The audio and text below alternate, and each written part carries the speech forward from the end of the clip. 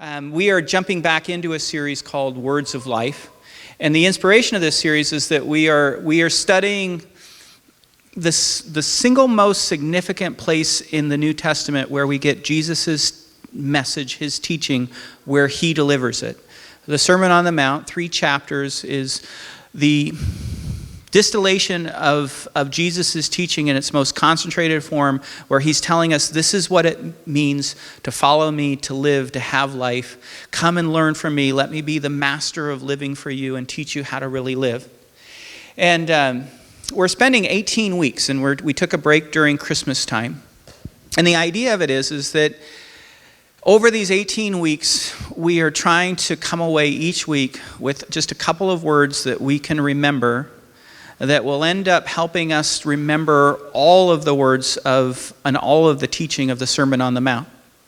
And it is a beautiful message. I mean, it is good news. So it begins with this wonderful word blessed, which has the promise and idea that you would experience the very life of God. You are blessed in Jesus Christ. If you put your life in his hands, if you trust him, he is going to bless you. Regardless of what circumstances you may be experiencing right now with Jesus, it will work itself out. And out of that promise, he says, this is who you are. You are salt and you are light. Let your light shine. You've been created and you've been endowed with power and ability to reflect God's image in a unique way. You are irreplaceable. Go and shine that light so that when people see you, they see a little bit of my Heavenly Father, and their heads get lifted up, and they give praise to God. And as we've been working through, we've been listening, and so there's who is Jesus? He is the way, he is the truth, he is the life. He is the fulfillment of all of the Old Testament promises. He's the way of salvation. And he does for us what's needed, but then he says, let me show you how to live. Quick. If you have conflict, if you are in some way in disagreement or somebody has something against you, don't let anger get in the way and don't let anger define you. Quick and go and deal with those situations and seek reconciliation. Honor sex. You've been created in the image of God. He's created you as a sexual being. Honor the way that you are made as a sexual being. Today, we come to the truth. And the basic idea, if we're going to summarize this passage where he talks about oath making and not making oaths anymore, but the principle is this: speak truth. I want you to be a person that if you want to really live, then commit yourself to be a person of honesty, of integrity, of somebody who lets your yes be yes and your no be no. Speak the truth. So, 2 summers ago, I was in Santa Barbara, and I was doing my 3rd residency for my doctorate, and I think it was about day 3. And one of the interesting things is that it was my 3rd residency, and you do all of this work before you come, and then you do all of this work when you're finished. And on average, in the program you're reading some 3,000 pages, 6,000 pages per year, and then on top of that, there's your own research stuff. Well, we're moving towards a break, and the professor says that after a break, we're going to discuss this book called A Failure of Nerve.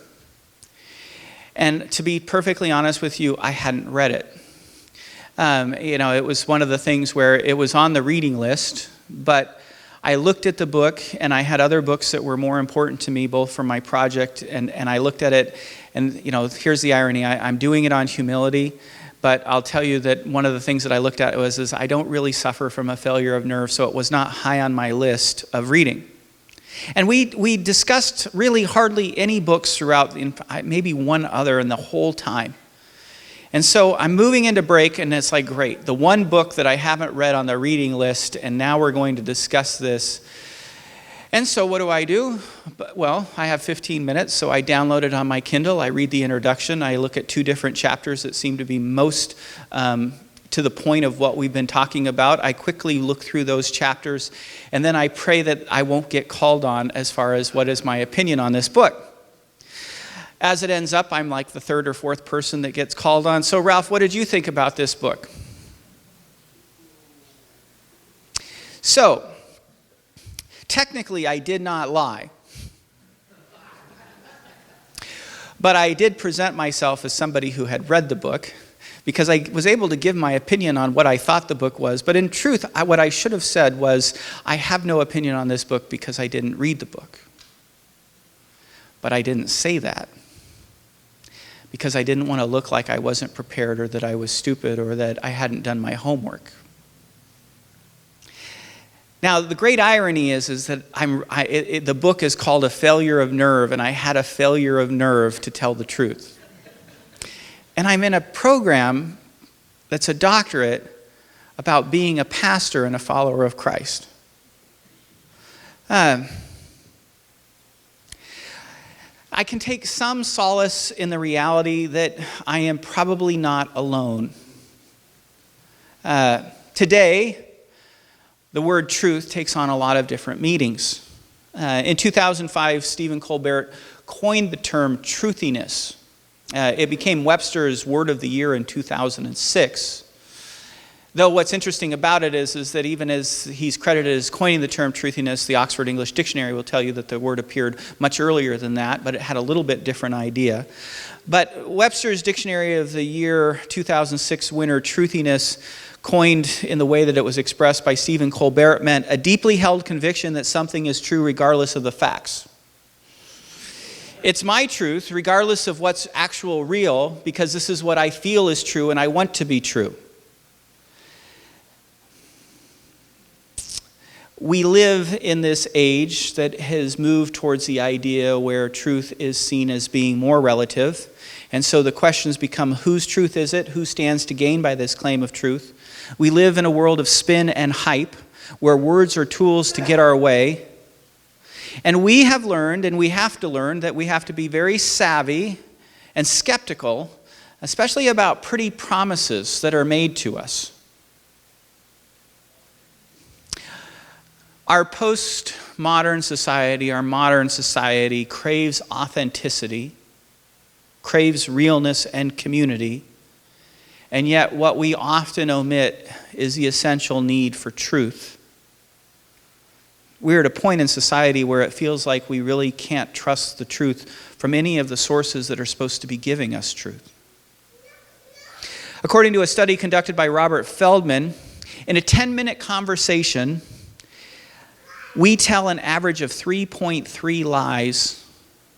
That means that we tell a lie every 3 minutes, just about. Ralph Keyes concludes that some form of deception occurs in nearly 2/3 of every conversation. Another study, 59% of parents out of 2,000 parents who were surveyed admitted, and this is the ones that just admitted, to lying to their children on a regular basis. Oh, our TV provider doesn't offer that channel.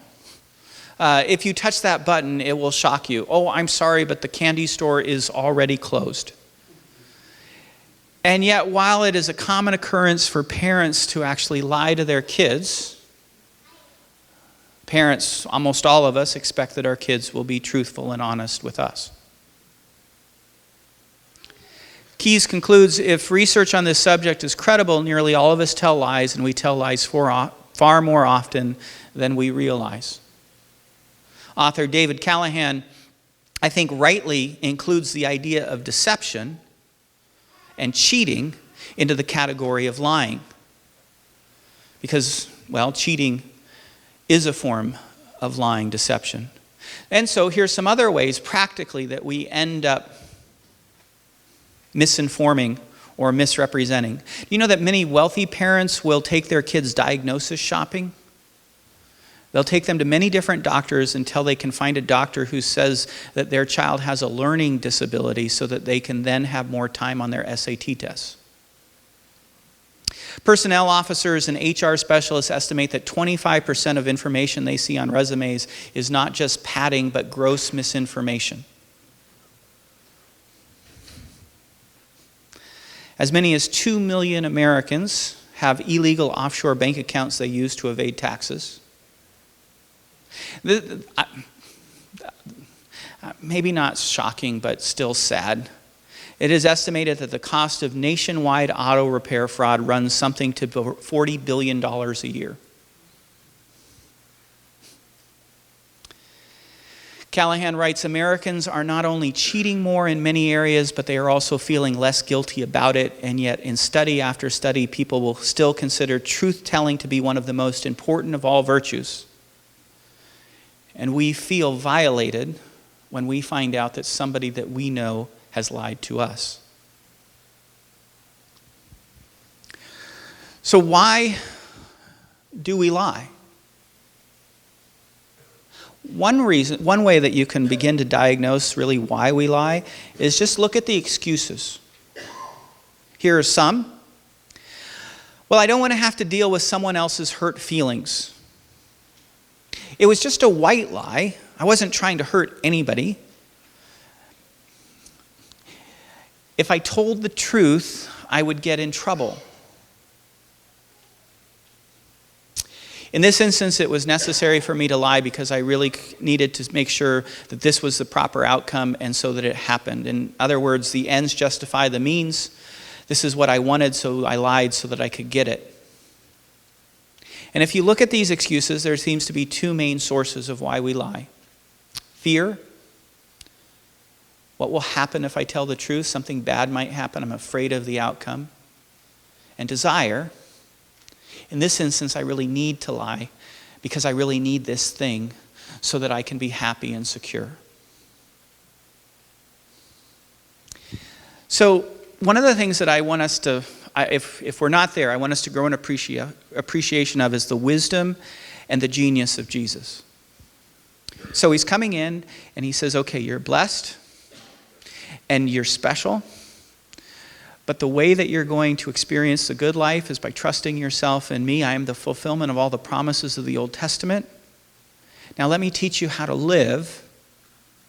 Let's first of all eliminate all of the problems with anger and become people who aren't dominated by anger. Next, let's deal with all of the issues that are revolved around sex, and let's put sex in its proper place. And if you just deal with those two sins and we didn't have to deal with those two sins at all, just imagine how much better the world would be. And then the very next thing is, okay, now let's be people of authenticity, integrity, honesty. Let's be people who do not manipulate, spin, but who are committed to telling you the truth. Now, in looking at this, in his instruction here, I want to break it down into two parts. There's a negative and there's a positive. The negative is this: I'm going to refuse not to be the type of person who tries to manipulate others. And I'm going to be a person who then instead chooses to speak truth. This is what Jesus actually says. This is Matthew chapter 5, beginning in verse 33. Again, you've heard that it was said to the people long ago, do not break your oath, but keep the oaths you have made to the Lord. But I tell you, do not swear at all, either by heaven, for it is God's throne, or by the earth, for it is his footstool, or by Jerusalem, for it is the city of the great king. And do not swear by your head, for you cannot make even one hair white or black. Now, what's interesting about this comment is that on the surface it would seem as if Jesus is actually telling us to be a little less spiritual in our talk by removing God from some of our promise making. Don't include God in this, but that's not what he's actually getting at. What he's really doing is Jesus is addressing the corruption of our spirits where we use speech as a tool of manipulation. People were falling into the habit of using God talk. Let me bring God into this. I swear by God that I will do this. Really in order to get their way in some way. Instead of using their speech in godly ways, they were using God to make speech that was actually ungodly, to break promises, or to secure trust when trust wasn't worthy to be secured. So Jesus says, look at how you use your words in the form of oaths or vows. And this was a common thing. You know, the only time that we really see people swearing oaths today is really in a court of law. Though sometimes people will say, you know, I swear to God, you can trust me in this. But in their day, this was common. If you wanted somebody to trust you, you would make an oath. Now, what's interesting is that in the Old Testament, you have very clear commands about how to make oaths. Here are some of them. Leviticus 19:12. Do not swear falsely by my name and so profane the name of the Lord your God. I am the Lord. If you're going to make an oath and you use the Lord's name, make sure that you keep it. Otherwise, you're profaning his name. When a man makes a vow to the Lord or takes an oath to obligate himself by a pledge, he must not break his word, but must do everything he said. Numbers 30, verse 2. And then Deuteronomy 23:21. If you make a vow to the Lord your God, do not be slow to pay it, for the Lord your God will certainly demand it of you. And all the point of these passages was that God wanted to remind Israel that words are not cheap, and that if you make a commitment, that you live up to it. On the one hand, when you make a promise, you have the powerful ability to build trust and relationship. But if you break the promise, you have powerful ability to betray and break down relationships. Now, Jesus looks at all of this, and he looks at the way that people were using oaths in his day and really abusing this whole practice. And he just says, listen, just don't do any of this oath-making game at all. Because here's the problem with oaths. One problem with an oath is this. It's easy to make, but it's harder to keep. It's easy to make, especially if you're talking to God or talking about God and there's great passion or there's panic. So for example, if you are stuck on a raft in the middle of the Pacific Ocean, you might at that point turn to God and start making some sort of a commitment to God. Dear God, if you get me out of this situation, I commit the rest of my life to you. And there's a certain part where when you say that, because of the panic and because you want to be saved, you are probably saying something in part that you really kind of mean, but if truth be told, the way that it actually is going to go is something like this. All right, God, if you save my life, I'll be loving to people when it's convenient. I'll follow your advice about 60% of the time. I'll go to church on Sundays when I'm not too busy, and I'll give you some of my money after I've taken care of all of my needs. But we don't say that. We say, I'm going to commit my whole life to you. Because those are easy to make, but they're much harder to keep. The problem Jesus was facing was that instead of being guided by God's word towards honesty, integrity, which the commands were all about, people use those to manipulate people. Now you can really trust me. So Jesus says, so I tell you, do not swear at all. It doesn't matter how you finesse it, whether you use heaven or earth or Jerusalem, so that you're not technically using God's name, so that if you don't keep the oath, then you're not actually profaning the name of God. Just don't do it at all. Don't worry about, on a stack of holy Bibles, I will keep this. Or don't even swear by your own head. You see, you're missing the point of what was given in the Old Covenant. The way that you're practicing oaths is breaking you instead of blessing you. Why do you make oaths? Because you want to impress people with your sincerity, to let them know that these words and promises are reliable. Normally, you can't trust me, but now because I say this, I really, really, really mean it, now you can trust me. Making an oath meant just that. Well, maybe normally you can't trust me, but in this you can really trust me because I'm calling on God as my witness. I may be the kind of person who sometimes lies to get my way, but in this instance, I won't lie because I've sworn to God. I guarantee it. Jesus is saying, listen, this sort of way of using words, it's pure superstition. Do any of you think that when somebody sits there and says, I swear to God, and they put their hand on the Bible, it really is going to change their character so much that now in this instance they're really, really reliable? I'll give you an example. In 1994, the head of 7 of the largest tobacco companies in America testified before Congress. They put their hands on Bibles and they swore oaths to tell the truth, the whole truth, and nothing but the truth. And they sat there with straight faces and they said that they do not believe that nicotine or cigarettes are addictive.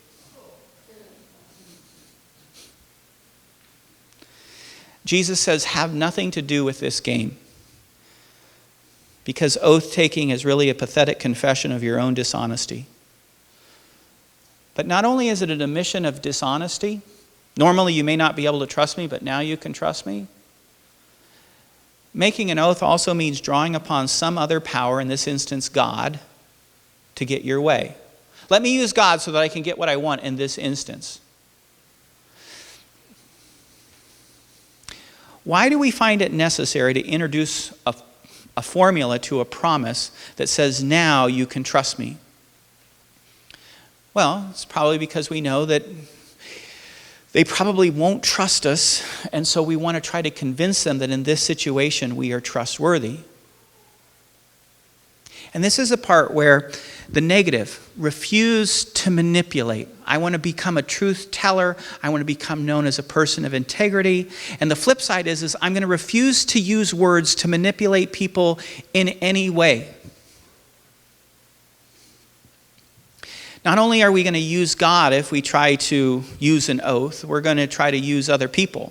We're going to try to subvert their will. We're going to try to convince them that in this instance, even though they are not feeling very good about trusting us, they should trust us.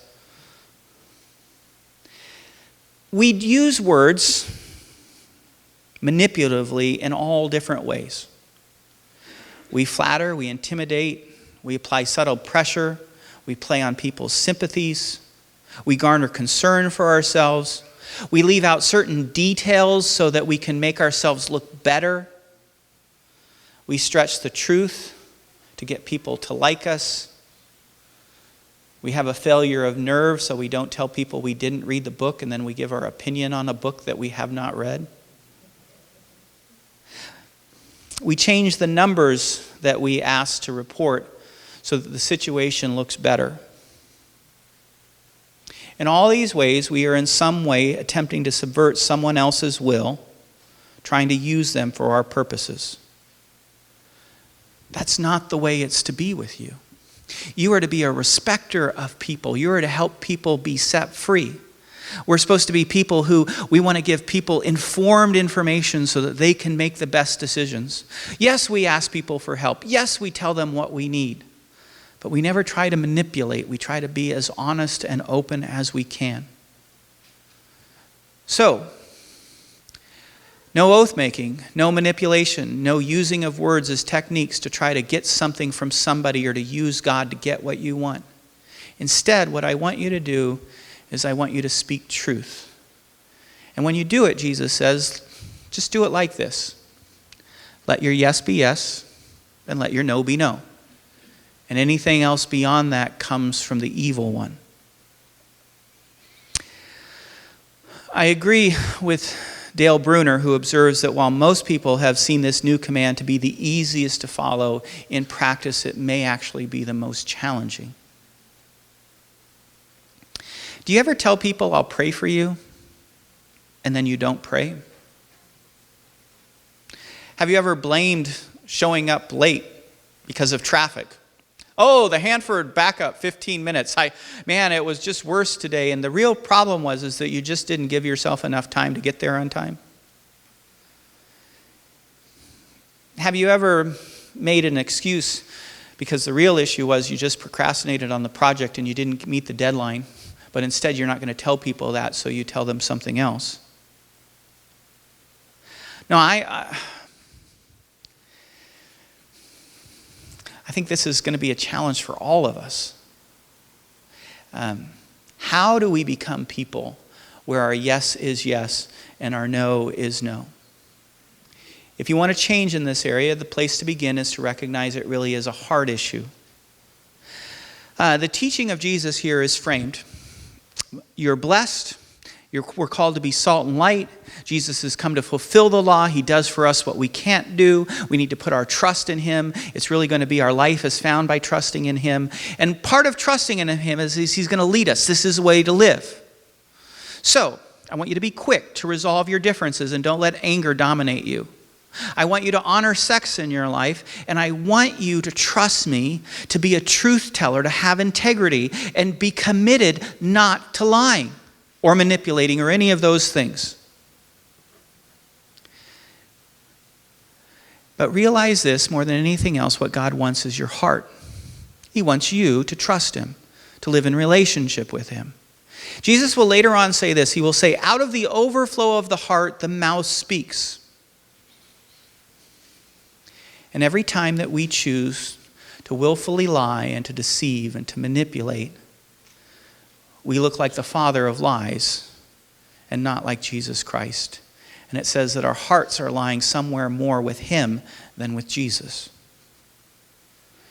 If we desire to change our heart, our speech, we need to desire to change our hearts, which really is me bringing my heart to Jesus, to my God. Why do I lie? Well, I lie because I'm afraid people will reject me, or I'm afraid of the consequences.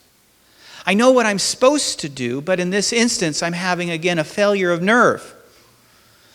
So what do? Well, the best thing to do is begin by seeing this heart issue and saying, okay, and I start praying and talking to God. Father, I'm afraid of the consequences. Give me strength. I want to trust in you, but I'm afraid to trust in you in this situation because I want to lie instead of speak the truth. I want that thing, and if I lie, I can get that thing. So obviously, I'm not as satisfied with life as much as I think that I am. Holy Spirit, you promised me joy in life, and right now I'm not feeling it, and so I want to lie. And so you begin with the heart, and you begin with God, and you turn to God. And you're asking God for help, and the help is to make a choice. Today, in this instance, in this conversation, what I have before me right now, while I am weak, I need your strength and help because I want to choose honesty. Now, we should choose honesty, but we need to be clarifying that honesty is not just saying everything that we think. We can be selective in our speech. The Bible actually says speak the truth in love. And so I don't have to say everything on my mind. Here is a great example. This comes from John Ortberg. Aunt Edna comes to your Christmas gathering and she asks you point blank to your face, how did you like my lima bean spam, Velveeta cheese, raspberry jello salad? You do not have to say to Aunt Edna, you are the worst cook in the world and you should never be allowed in a kitchen again. You don't have to say everything on your mind, but you should still be committed to truth. But the truth should be done in love. Choosing honesty doesn't mean we can't show discretion. Whoever belittles another lacks sense, but an intelligent person remains silent. Sometimes it's a little tricky as you're committed to this way of life. You will grow in this skill. It wasn't my favorite thing in the world, but I'm really glad that you made it, so thank you. You showed a lot of care for us all the time in the things that you do, and I so much appreciate that. And sometimes people, at the end of the day, I will choose honesty. I didn't really like it, but I don't like everything. I'm a little picky. I don't like anything with beans, so you start with beans, and it's just the way it goes. Honesty is about authenticity. It means coming to terms with who we really are. And it means not putting on a show pretending to be someone we're not. It means giving up trying to please everyone in your life. You're not always going to be able to do it. And for people pleasers, this will be really hard. But either you're going to go the way of honesty or you're going to go a way of deception. Pursue the courage to express to people who you really are. You ever been in that situation where you're at some, gathering and everybody seems smart and educated and, so what book have you read? Well, and I could talk about some of the books that I read, but the book that I really want to talk about is actually The Lord of the Rings, or some fantasy fiction book, because I like to read fantasy fiction book. Oh, well, you're one of those persons. I am. I really do. I enjoy fantasy fiction. That's who I am. Or I could sit there and I could try to impress you, and I say, well, I was reading this book on the ontological nature of the Trinity, and I was really concerned. I thought the way they presented, but that's. And so the thing is it's like. Just be yourself. Okay. You don't like Seahawks? I like Seahawks. You like San Francisco? I'm sorry. That's just the way. Notice I'm not picking on the Patriots because they lost we feel really bad for the Patriots, Mike. Yep. Here's something that's probably even a little bit harder. Be willing to acknowledge your mistakes. Don't try to manage the truth or to spin it. You've ever been in the situation where you know the person's trying to spin you? All that does is break down relationship. Now notice what Jesus says is he says, okay, I want you to let your yes be yes and your no be no's. And basically there's a good principle here of if you want to become a truth teller, what you're going to focus on is just speaking simply. You're going to avoid using words that manipulate. One of the most helpful advice that I ever heard in prayer, which really relates to all of our speaking, came from Eugene Peterson in a book called Answering God. And he broke down speech into 3 parts. He says there's level 1 speech, which is the very first language that we learn. It's the language of infants, babies, and lovers. It's the language of relationship. It's just very open disclosure. Did you know that almost all prayer in the Bible is in the imperative verb, which is the command verb? Where it's just saying, give me the daily bread, forgive my sins. And you're just telling God, you're disclosing to him just what you want. There's no pretense, there's no convincing, there's none of that. And it's the same thing with lovers or deep friends. Level 2 language is the language of description. You need to give information, you provide definitions, you tell a story. Nothing wrong with this, but it's not the primary language of relationships. It's useful, it's helpful. And then there is the third level of language, which is persuasion. And you grow up into that and you realize that I can use words and I can put them together in certain ways and they can get people to do what I want. Non-biased observer was watching a parent discussing with their 4-year-old what should be done. And the non-biased observer said, I think the 4-year-old has a future in law. And this is the part where very early on we learn that we can use language in a way to persuade, to manipulate. And while there may be a place for persuasion, again, it's not the primary place of relationship. Avoid persuasive, manipulative speech. All 3 have their place, but if we want to choose honesty, simple speech, level 1, the language of disclosure, this is the way that this is the way that we communicate with people. And then there is this. Let your yes be yes and your no be no. And keep your word even if it hurts. The Psalter writes, who is it that pleases the Lord? Those who keep their promises no matter what the cost. When Jesus says, do not swear at all, he doesn't mean that we aren't supposed to make promises to others. What he's getting at is he says, don't invoke my name so that people will be convinced that in this instance you'll keep the promise. We're supposed to be promise makers. We're supposed to be people who make commitments to others. This command isn't a new legalism that says, well, I guess I'll just avoid getting in trouble by never making a promise again. No. This is actually a command to say, I want you to become the type of people who are known as people of integrity, people of honesty, people who, when you say yes, people know. They don't need to say anything else. I know that they keep their word. I know who they are. And when they say no, I'm not going to pester them because they've made up their mind and I'm going to respect that. I love this. When Jesus wanted us not to have 2 levels, Jesus wanted us not to have 2 levels of integrity. One where I say an oath and one where I don't. All Christian speech is supposed to be inherently oath-laden. Every time that you say yes, every time that you say no, you realize what you're saying is because of who Jesus is in your life, and you're going to keep that word because you understand the power of the promise, because you live by promise, because your life has been saved on a promise. You want to become the type of person who your yes is yes and your no is no? I think one of the best areas of advice is form deep friendships. Form some friendships where you know that you can take off your mask and you can be real, and you're practicing that. Jesus wants to bless us. And James actually spends a lot of time, the book of James spends a lot of time talking about the significance of speech and the importance of truth. And one of the promises that he gives us is, therefore, confess your sins to each other and pray for each other so that you may be healed. I want you to get real with one another. I want you to be honest with one another so that deep healing can come in your life. The immediate context is physical healing, but the overall context is the whole healing of yourself.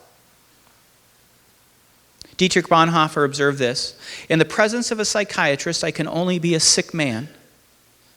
In the presence of a Christian brother or sister, I can dare to be a sinner. I need to have some people in my life that I know love me and accept me with all of my flaws. And when I have that, and when I know that, and when I live into, I'm going to be yes is yes and no is no, and I'm going to be honest, and I'm not going to worry about lying so that I look better, or I'm not going to worry about lying because I want to manipulate these people, it will begin to work itself out into my whole life.